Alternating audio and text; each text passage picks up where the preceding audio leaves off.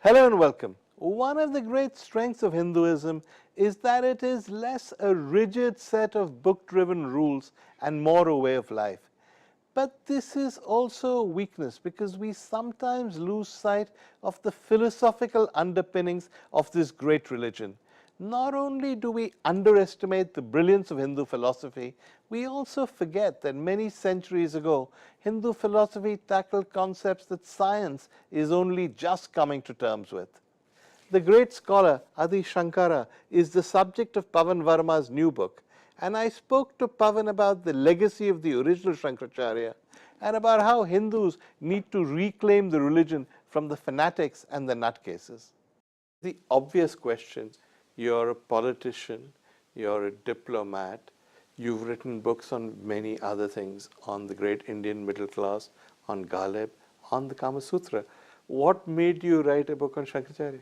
I really do feel that today, especially more than perhaps before, the greatness of Hinduism as a religion and the grand edifice of thought that underpins it, the sheer loftiness of imagination as encapsulated in its philosophy, we need to resurrect it. We need to resurrect it, we need to go back to it, because Hinduism cannot be separated from the philosophy that underpins it. And so, to discover this grand edifice of thought, which has few parallels in the world, I thought the best way is to go to the life of one of the greatest thinkers India has ever had, Adi Shankaracharya, who also had one of the most fascinating lives. Tell us, most people watching this program will know that he existed, but won't know that much about him. Give me a brief biographical sketch. Well, he is, by most accounts, accepted to be born in the 8th century. Right. 788 CE, after the birth of Christ, to 800. What we'd called AD in the Yes, less politically correct days, yeah. 820 CE. So he lived only for 32 years. And amazingly, he was born in Kaladi in Kerala, Right. and took Samadhi or passed away in Kedarnath in the north. Now this is 1200 years ago. Right. And he traversed India from Kerala to Kedarnath and to almost every corner of this country. Not once, but almost 3 times. And how did he travel? He traveled by foot. And that's the amazing thing. You see, he was by definition and by calling a peripatetic traveler. He was a sannyasi. He took to sannyas at the age of 8, left home. His mother, who was a widow and he was her only child, was against his becoming a renunciate, a sannyasi. But he was so adamant about adopting a life that led him to the quest of truth. Not necessarily God, but truth about the universe and his role and our role and your role and my role in it. And so that took him first to Omkareshwar, where his first guru was Govindapad on the banks of the Narmada. 3 years later, he went to Kashi, the Harvard of all philosophers at that time, sitting on the ghats, where he wrote some of his most seminal works, like his commentary on the Brahma Sutra, his commentaries on the Upanishads, his commentary on the Bhagavad Gita, and also composed some of his most lyrical devotional hymns, his stotras. Then he went to Badrinath, to Kedarnath. He came back to the Narmada. He traveled to Srinagar, where there's a Shankaracharya temple on the top of a hill. He's supposed to have also gone, naturally, to the 4 mutts he set up: Sringeri in the south, Dwarka in the west, Puri in the east, and Joshimath in the north. And he has traveled to almost every corner of what was then a civilizational unity. But that's interesting, no? Because the colonial construct, as Churchill said famously, is that there was no India. It may have been a geographical kind of thing, but the British created India as we know it. But for this man, this young Malayali, if you want a better term, to walk all the way from Kerala to Kashmir to go to Puri means even then, in the 8th or 9th century, we were very clear that there was a civilizational entity called India. There is absolutely no doubt that predating the British by not a millennia but millennium or the other way around, I mean for thousands of years, there was an emerging and evolving civilizational construct called Bharat, which preceded the British. And the very fact where he set up his mutts, Yeah. south, Dwarka west, Puri east, and Joshimath north. This is Bharat. And in between, as there is a fourth mutt, Kanchipuram, which claims it was set up by Adi Shankaracharya, but which some people contest. So now you have the whole of what is almost India. And we know he went to Badrinath. He installed the statue, reinstalled the statue at Badrinath. He was there at Kedarnath. So here was a peripatetic traveler who wrote copiously, was born in the extreme south of India, died in its extreme north, traveled across the country, set up organizational institutions for the perpetuation not only of Hinduism as a religion, but of the philosophical thought structure that underpinned this Hinduism. So all of this in 32 years. Which is quite amazing by any standards. Indeed. Now, we're talking about 7th century, 8th century. By the time he started putting a philosophical structure onto Hinduism, Hinduism had already been around for thousands of years. Actually, he was a Shrutivadin. In other words, What does that mean? It means simply that he took the Upanishads as revealed text almost. Okay. Now the Upanishads, as you know, are countless in number. There are 13 principal Upanishads. And the Upanishads have deep and profound insights about what is the absolute in this cosmic world that we live in, and what could be our role in it, and what is the nature of this universe.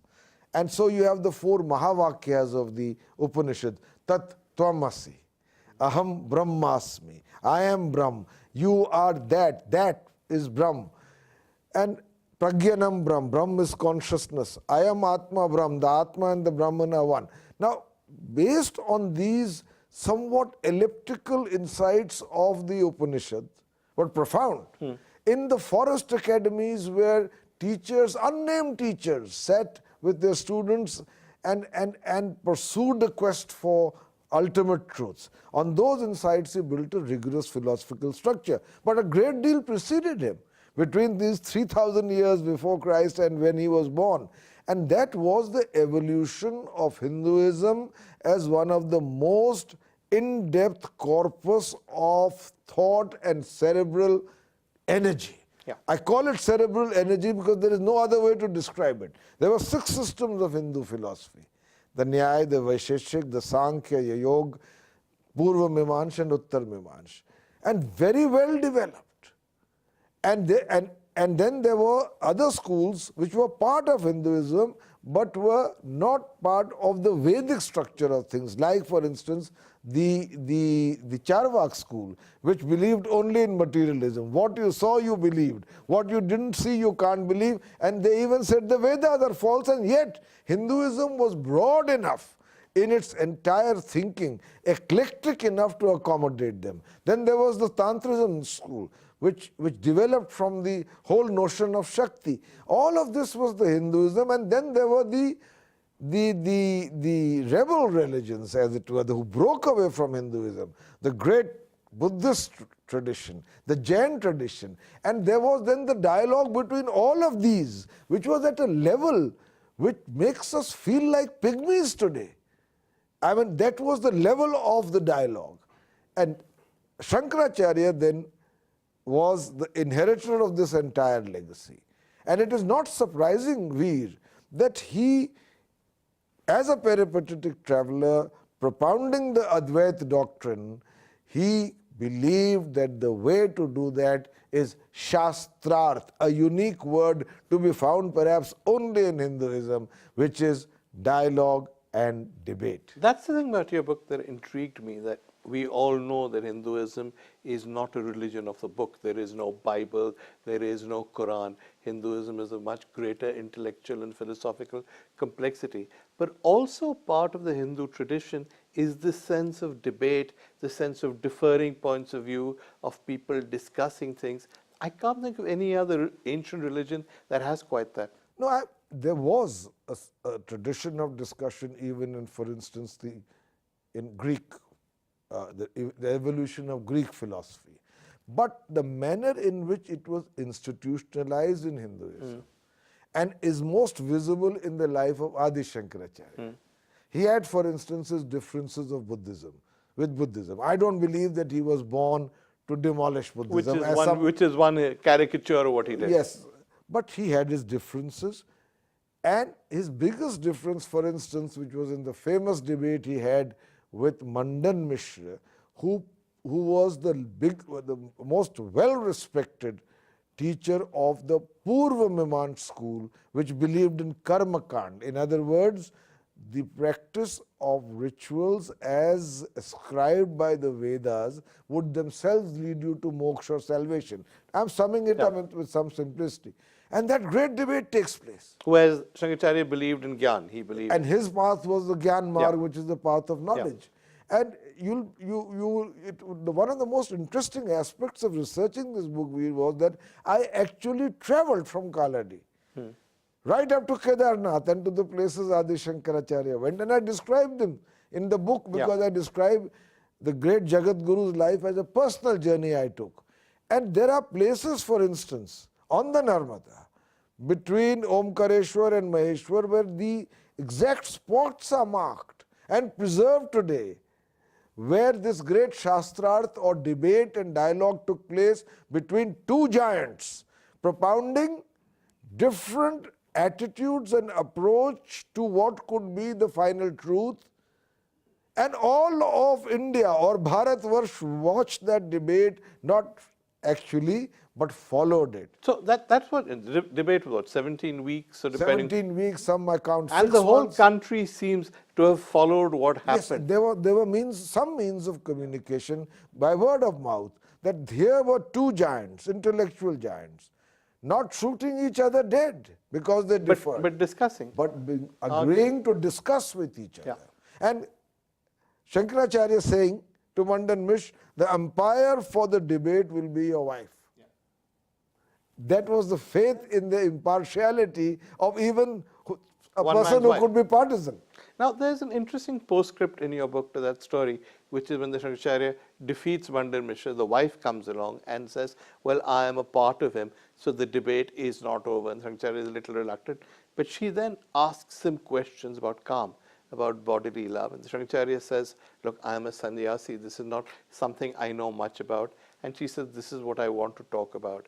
At which stage he goes away, and you must tell us the rest of that story. Well, actually, it's an allegorical story. It's allegorical, it's not historical, but it tells you something about Hinduism. But nothing in Hindu philosophy, religion, or mythology is random.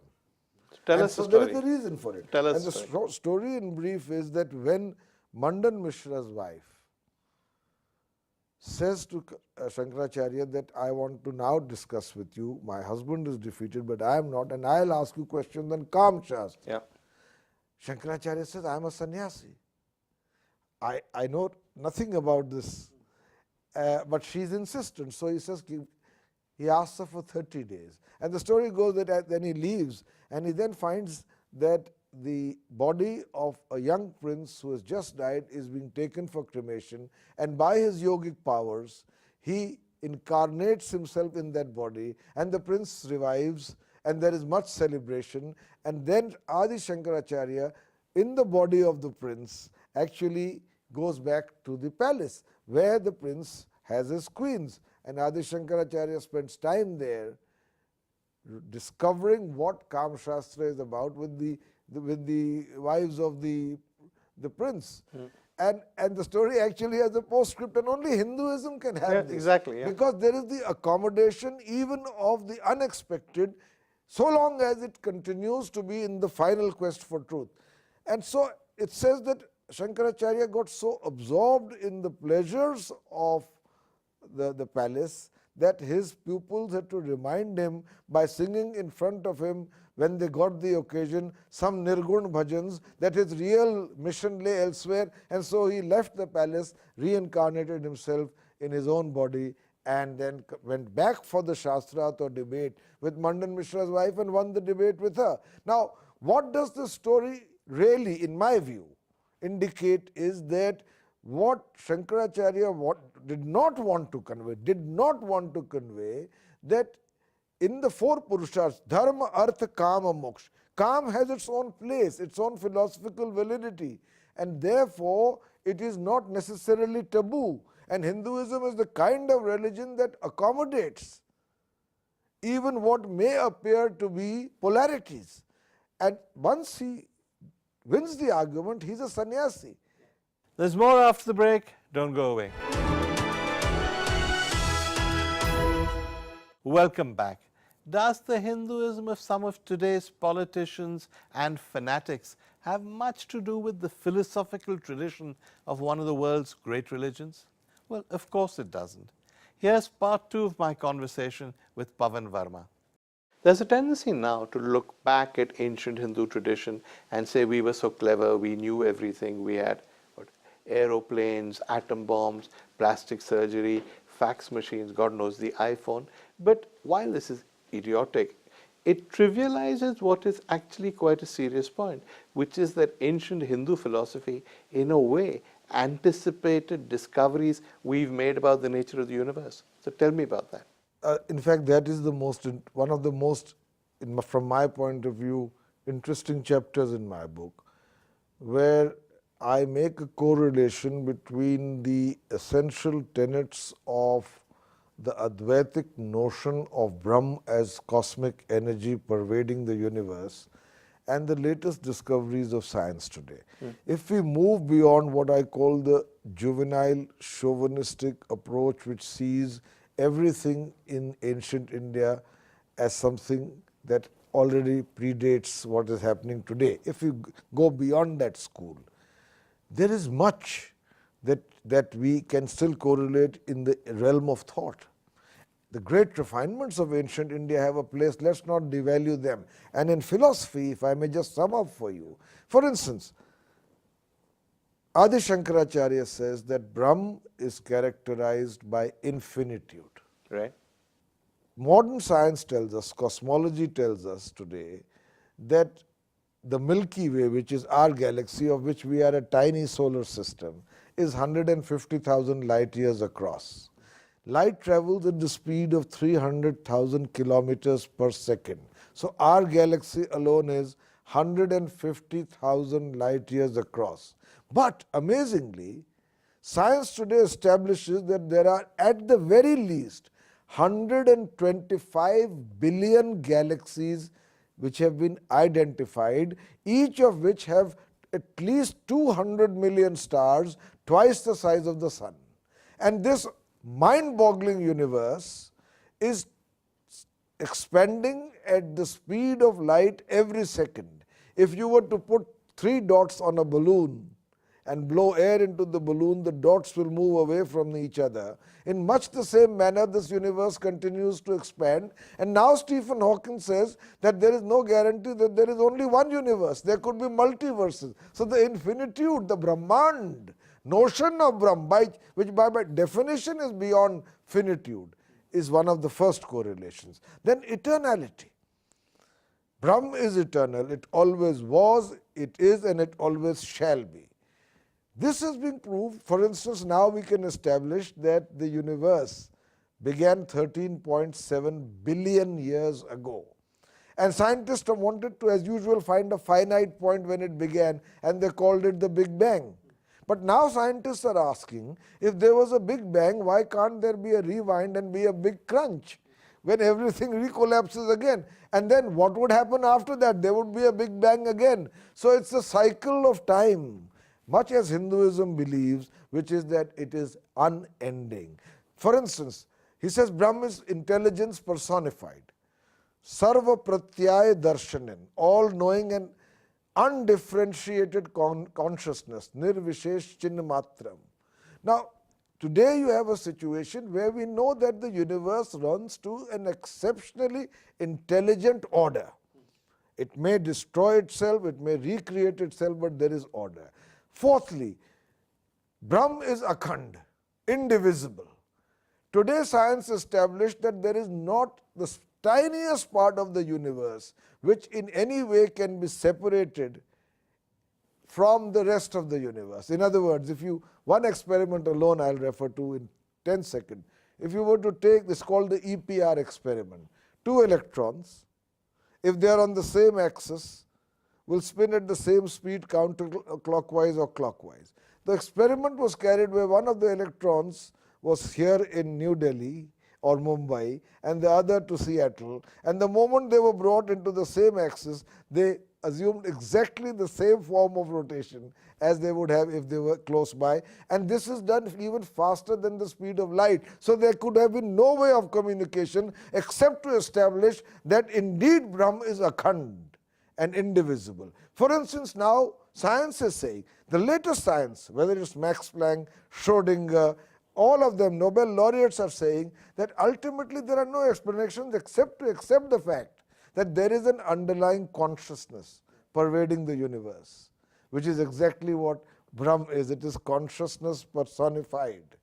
For instance, when Adi Shankaracharya said that the nature of reality is not how you see it.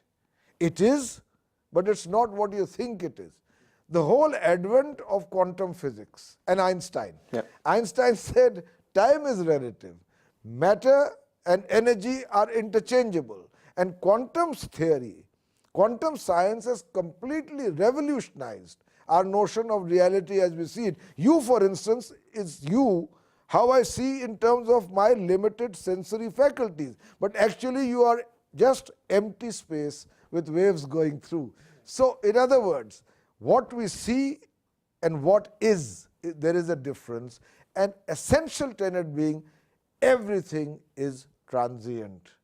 And that which is transient cannot be real. And that's exactly what Brahm said. And finally, when Adi Shankaracharya says that within me there is an Atma, which is not necessarily the soul, it's an ansh of Brahm, and the two are the same. In every individual there is that Atma. Today, scientists in Harvard, in neurology labs are showing that when you enter deep states of meditation and the ego is stilled and the mind is stilled, what shines forth is that sense of unbelievable fullness where you are identified with the same conscious energy, and the experience is that of Sat Chit Anand, existence, bliss, awareness, Satchidanand. Now this is what science is saying. And I quoted, I've researched this chapter in some detail in order to give it credibility, so it is not an act of faith, blind faith or chauvinism. No, in fact your chapter is full of examples, facts, figures.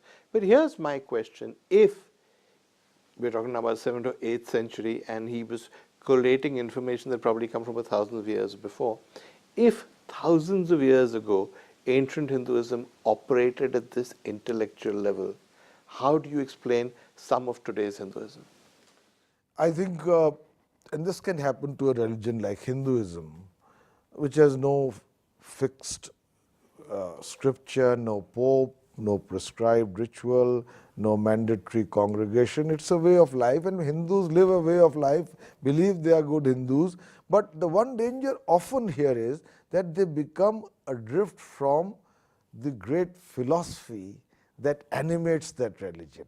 They practice Hinduism, but they forget the philosophy that underpins it. And when that happens, there is always the danger that in the hands of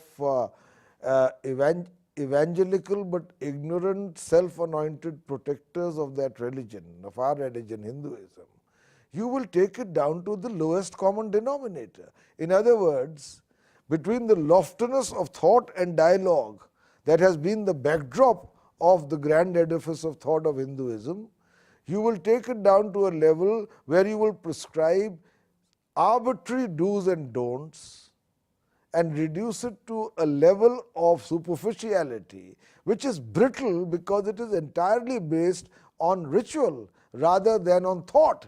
And that is a great tragedy if for no other religion, especially for Hinduism. Because Hinduism is essentially the celebration of cerebral energy. And the whole Hindu tradition of Shastras, of debate, of discussion, that is sought to be stilled by imposing a certain kind of iron Indeed, will and indeed. iron discipline. Indeed, I should have added that. The tradition of Hinduism is, and that is why we accommodate so many different strands of thought, is Shastrarth, of debate, discussion, of the ability to accept the fact that even if I disagree with you, you have the right to express your point of view. And I'm afraid today, when you have a shrill form of evangelical Hinduism underpinned by ignorance rather than knowledge of the great traditions of Hinduism, you are nurturing somewhere an intolerance for another person's opinion, which I believe does great damage to Hinduism, because that's not the tradition of Hinduism. So, one of the great things about Hinduism is this tradition of Shastras, of debate, of discussion, of respect for people you disagree with, even though you don't accept their opinions. That's gone in many ways now, hasn't it? Indeed, what has replaced it is this feeling that unless you agree with what I am saying, I must not only stop listening to you, but you have no right to express your point of view. Now, I believe, after being a devoted student of Hindu philosophy, that this is diametrically opposite to the actual legacy and tradition of my religion. I am proud to be a Hindu because I have the ability to listen to those who disagree with me and argue with them in a civilized way, while having the ability to listen even as I retain my right to assert my point of view. That element of Shastrarth is gradually being replaced by a certain brittle intolerance, which does great damage to the credentials of Hinduism. And all Hindus have to be vigilant about it, because it is being propounded by people whose evangelism is in direct correspondence with their ignorance about their own religion. If I were to ask them to write a one-page essay on the essential tenets of Hindu philosophy, I guarantee you most of these ignorant evangelists will fail. In other words, Hinduism is a cerebral, exceptionally cerebral legacy of thought. And therefore, I have to resurrect my religion as it was created. When I say I am proud to be a Hindu, I will say it with great pride, but I must say it when I can actually resurrect once again what Hinduism's correlation as a practiced religion is with the great reservoirs of thought that have always kept it afloat. Isn't that one of the reasons you wrote this book? Indeed it is. Indeed it is.